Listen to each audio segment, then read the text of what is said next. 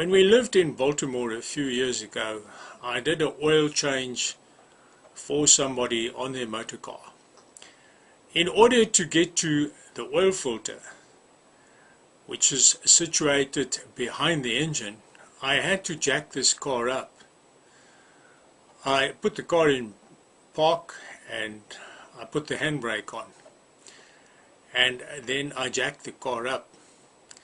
What I did not see was that the asphalt was at a slight gradient, a slight incline.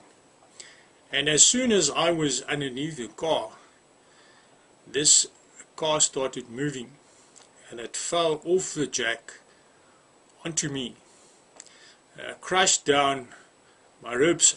I started screaming, but because of the weight of the car on my chest, I could not get much sound out. Eventually my wife heard me inside and she came running out. My wife didn't know what to do, so she prayed. She said, "Lord, help." And the next thing, a postal worker stopped there with his little van. This man jumped out when he saw what was happening and he ran to the car. He picked the car up. He was not a big guy, but he picked that car up, and I managed to crawl out. What was quite amazing is that the entire bottom of the car is closed in, and there was only a small cavity right in front of my face. That was where I put my hand through to get to the oil filter.